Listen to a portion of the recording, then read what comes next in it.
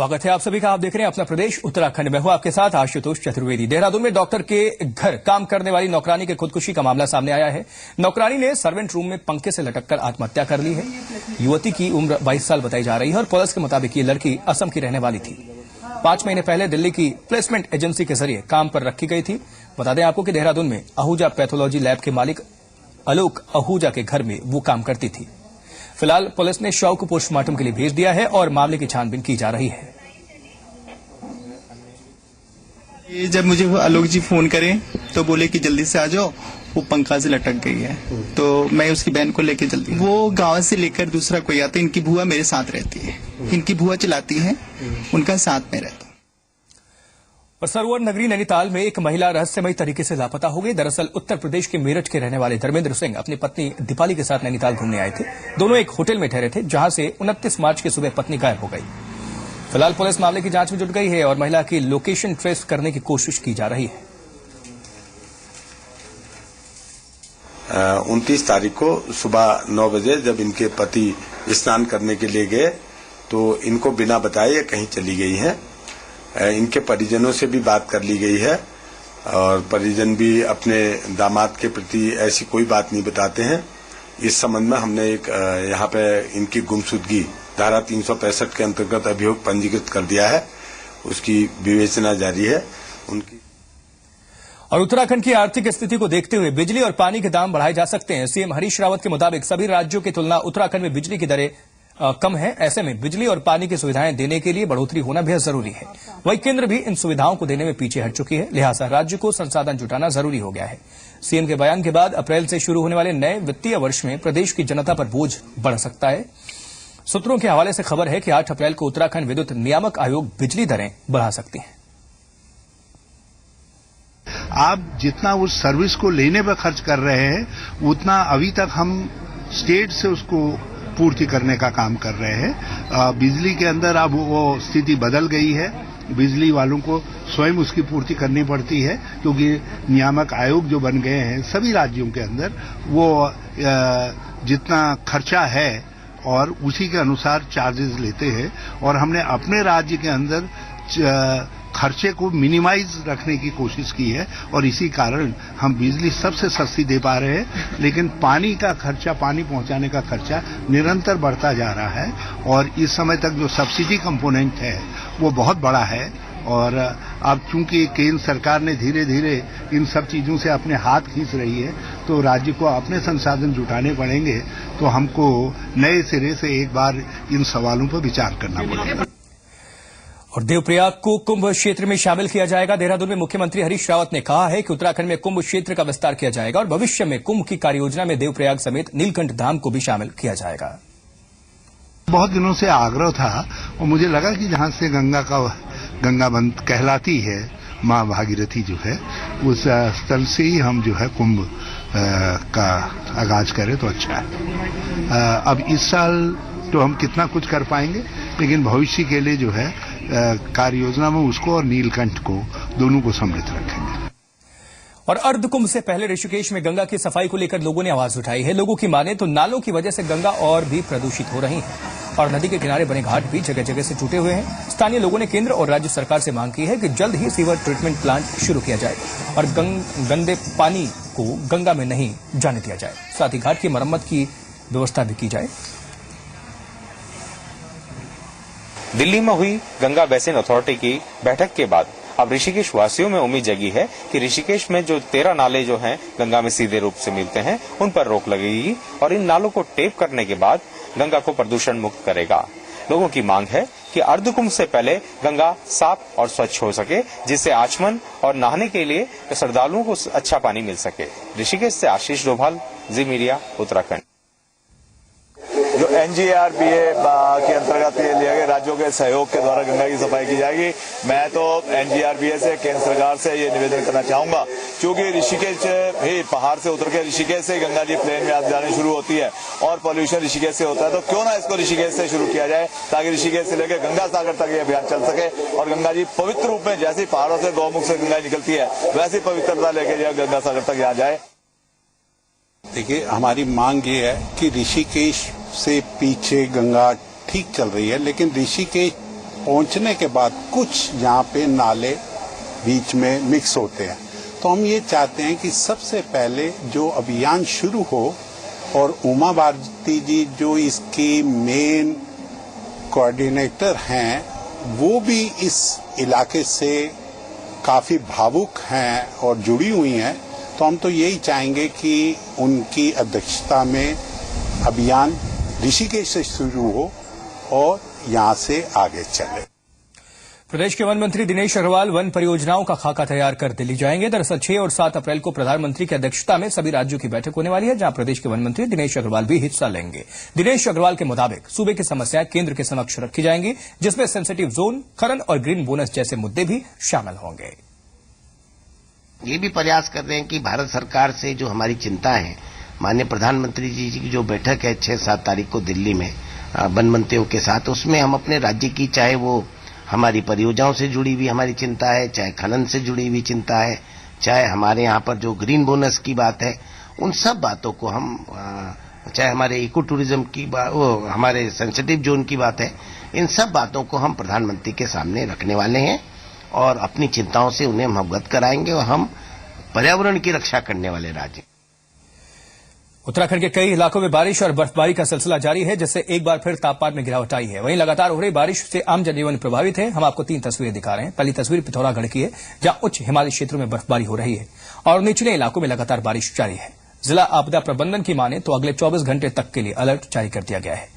दूसरी तस्वीर चमोली की है, जहां 2 दिनों से हो रही बारिश और बर्फबारी से लोगों की मुश्किलें बढ़ गई हैं। यात्रा मार्ग पर हो रहे कार्यों पर भी खास असर पड़ा है। वहीं कई इलाकों में किसानों की फसलें बर्बाद होने की खबर है। बेमौसम बरसात से रुद्रप्रयाग में भी आम जनजीवन अस्त व्यस्त हो गया है। केदारनाथ, तुंगनाथ, कालीमठ, हरियाली देवी जैसे इलाकों में लगातार बर्फबारी हो रही है, तो वहीं निचले इलाकों में बारिश और घना कोहरा छाया हुआ है। तो मौसम बदलने से जहां लोगों को गर्मी से राहत मिली है, वहीं बारिश ने अल्मोड़ा और बागेश्वर के किसानों की चिंताएं बढ़ा दी हैं। दरअसल बागेश्वर में हुई बारिश से गेहूं की फसल तबाह हो गई है। किसानों की माने तो उनके सामने रोजी रोटी का संकट खड़ा हो गया है। हालांकि जिला कृषि अधिकारी ने किसानों को हर संभव मदद का भरोसा दिया है। वहीं अल्मोड़ा में भी हालात ऐसे ही हैं। यहां जमकर हुई बारिश ने किसान को मायूस कर दिया है।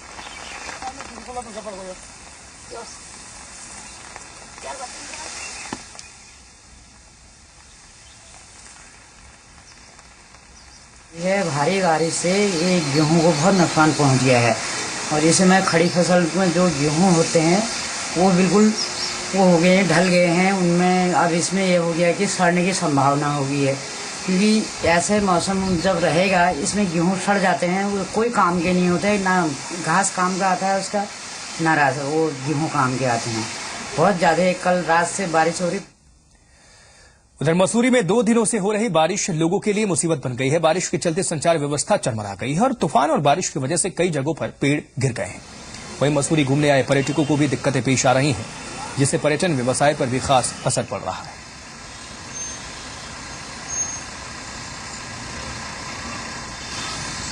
मौसम की कोई भी चीज अगर होती है तो प्रकृति के अनुकूल तो इन चीजों को नहीं माना जाता है।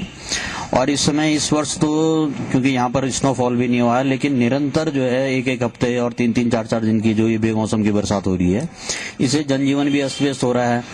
और जैसे बिजली के खंभे टूट गए, इस तरह के जो आंधी तूफान आ रहे हैं, पेड़ गिर रहे हैं, तो इससे भी आम जनता को परेशानी है। साथ ही साथ जो है जैसे कृषकों का नुकसान है तो व्यवसायियों का भी नुकसान है। और 4 धाम यात्रा शुरू होने में अब कुछ दिनों का वक्त रह गया है। उससे पहले हुई बारिश और बर्फबारी प्रशासन के लिए चुनौती बन गई है। रामबाड़ा से केदारनाथ के बीच मार्गों पर कई फीट तक बर्फ जमी हुई है। डीएम के मुताबिक मौसम ठीक रहा तो 5 अप्रैल तक पूरी तरह से बर्फ हटा लिया जाएगा।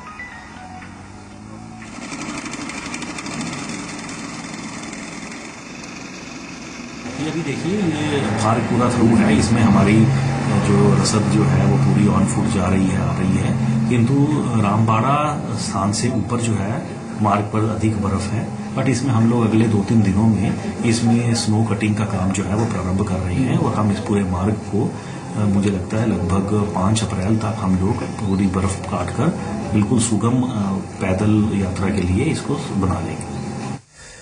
वहीं पहाड़ों पर बदलते मौसम ने प्रदेश सरकार की भी चिंताएं बढ़ा दी हैं। सीएम हरीश रावत के मुताबिक बदले मौसम का सबसे ज्यादा असर सड़क कार्यों पर पड़ा है, जिसके लिए सरकार ने 150 करोड़ का इंतजाम किए थे। मौसम और मीडिया दोनों हमारे खिलाफ षड्यंत्र कर रहे हैं। काम हो नहीं पा रहा है, क्या करें। राइडिंग क्वालिटी सड़कों की जो है अभी तक हमने बहुत बढ़िया बना दी होती, वो हो नहीं पा रही है।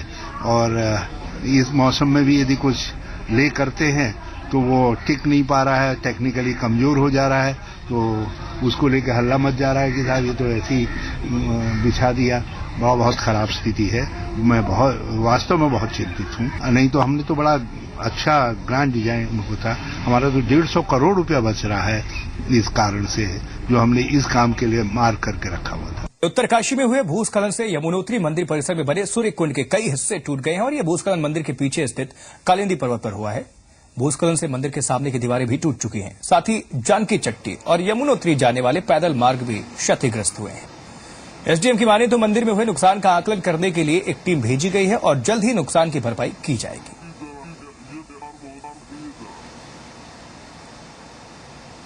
ऊपर से लैंडस्लाइड हुआ है। अच्छा, सामने की दीवार मंदिर की टूटी है। तो क्या वो कोई टीम भेजी, आप क्या हो रहा है अभी?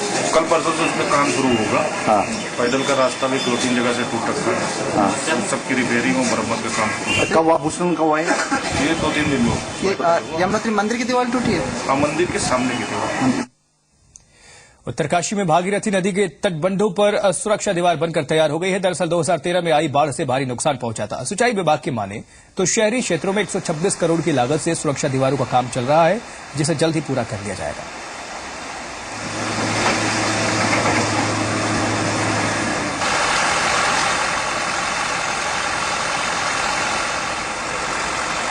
काम चल रहे थे। एक तो एसपीए के अंतर्गत है।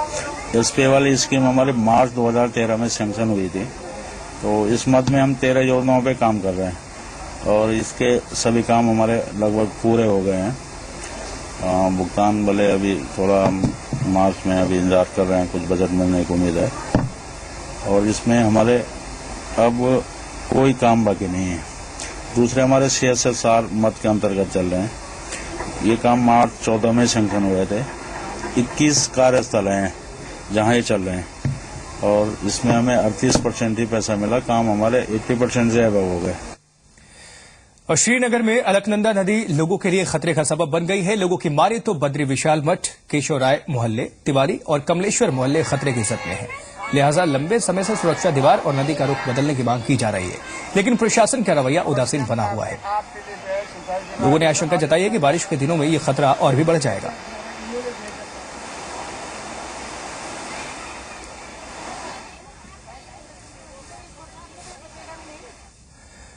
और खबरों में बढ़ेंगे आगे। हरिद्वार में मातृ सदन ने निजी खनन पट्टे का विरोध किया है। मातृ सदन ने परमाध्यक्ष शिवानंद महाराज ने निजी खनन पट्टों पर रोक लगाने की मांग की है। उन्होंने कहा है कि उनकी मांग नहीं पूरी हुई तो वो 31 मार्च से अनशन करेंगे। शिवानंद महाराज ने राज्य सरकार पर खनन माफिया को संरक्षण देने का आरोप लगाया।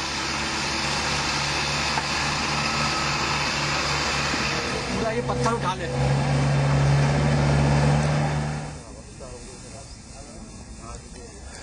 और भाजपुर में कैबिनेट मंत्री यशपाल आर्य का पुतला फूंकना कुछ खिलाड़ियों को भारी पड़ गया। पुलिस ने इन खिलाड़ियों को शांति भंग करने के आरोप में कई घंटों तक हिरासत में रखा। बाद में इन खिलाड़ियों को उनके परिजनों ने जमानत देकर छुड़ाया।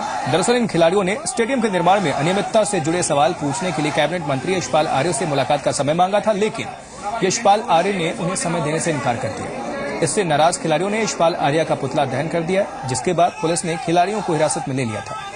इस मामले को लेकर यहां सियासत तेज हो गई है। विपक्षी पार्टियां इस मुद्दे को भुनाने में जुट गई है।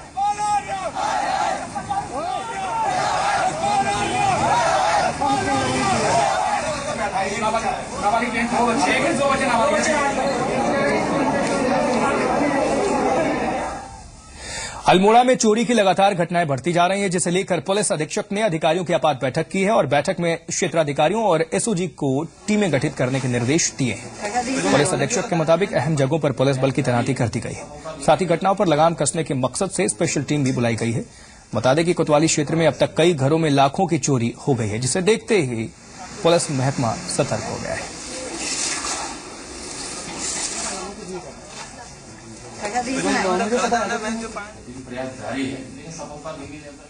पुलिस लगी हुई है। हमें अलग अलग टीम बना दी गई है। कुछ बाहर से भी जो अच्छे सुरागरा किस्म के लड़के हैं, पुलिस के कर्मचारी है, उनको भी बुलाया गया है और मैंने सबको ब्रीफ कर दिया है कि इसको केस को वर्कआउट होना है।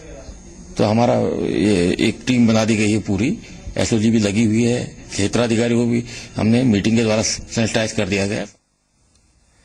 नई टिहरी में बेड़ा कला को संजोए रखने के लिए कार्यशाला का आयोजन किया गया, जहां प्रदेश के शिक्षा मंत्री मंत्री प्रसाद नैथानी ने शिरकत की और उन्होंने इस कला से जुड़े लोगों को सम्मानित किया। देखिए, पहाड़ों पर बेड़ा कला लोगों के लिए मनोरंजन का साधन हुआ करती थी, लेकिन आधुनिकता के इस दौर में यह कला अपनी पहचान खोती जा रही है। हमने कोशिश की थी कि जो नृत्य कला बाजगरी बोलते हैं, बेड़ा बोलते हैं, उनकी विधा को संकलित करने का जो काम किया और उसको जिंदा रखने के जो प्रयास किया, इसके लिए मैं डाइट के प्राचार्य और उनकी टीम को बहुत बधाई देता हूँ। और इस कार्यक्रम से निश्चित तौर से पूरे प्रदेश के 13 जनपदों में जो भी हमारी प्राचीन परंपराएं हैं, हमारी जो बोली है, भाषा है, उसके आधार पर जो हमारा एक सभ्यता का स्वरूप है, वो जिंदा रखने के लिए या उनको जिंदा रखने का ये ऑक्सीजन का काम करेगा। पिथौरागढ़ के पांडे गांव के लोग क्रमिक अनशन पर बैठ गए हैं। गांव में बने 40 साल पुराने पुल के मरम्मत की मांग करते हुए ग्रामीण ने विरोध प्रदर्शन किया। ग्रामीणों के मुताबिक 40 साल पुराना पुल ग्रामीणों की आवाजाही का मुख्य मार्ग है, लेकिन पुल की जर्जर हालत की वजह से ये कभी भी पुल गिर सकता है और बड़ी दुर्घटना हो सकती है। उधर जिलाधिकारी की माने तो पुल को दुरुस्त करने के निर्देश दे दिए गए। डिग्री कॉलेज के इस पुल के लिए अनशन में बैठे हैं। ये पुल क्षतिग्रस्त होने वाला है, कभी भी गिरने वाला है। जिला प्रशासन और पीडब्ल्यूडी से हमने बार बार आग्रह किया, उन्होंने हमारा निवेदन नहीं स्वीकारा। 7 दिन का हमने समय दिया, आज से क्रमिक अनशन शुरू कर दिया है। अगर 1 तारीख तक ये पुल में कुछ भी निर्माण नहीं होता है तो हम अमर अनशन क्षेत्रीय जनता के साथ शुरू करेंगे। तो आप देख रहे हैं अपना प्रदेश उत्तराखंड। खबरों में बढ़ेंगे आगे। उधम सिंह नगर में थारू और बुक्सा जनजाति पर लिखी किताब का विमोचन किया गया। इस किताब का विमोचन राज्य के कैबिनेट मंत्री यशपाल आर्य ने किया। ये किताब थारू जनजाति के सामाजिक हालात, समस्या और चुनौतियों पर आधारित है।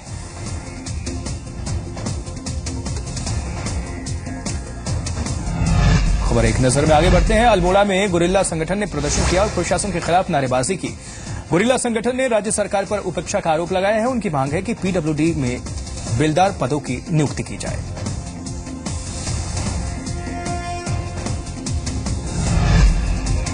चमोली के महाविद्यालय में चल रहे वार्षिकोत्सव खत्म हो गया है। कार्यक्रम के आखिरी दिन रंगारंग कार्यक्रम का आयोजन किया गया। साथ ही इस उत्सव में लोक संस्कृति की झलक नजर आई।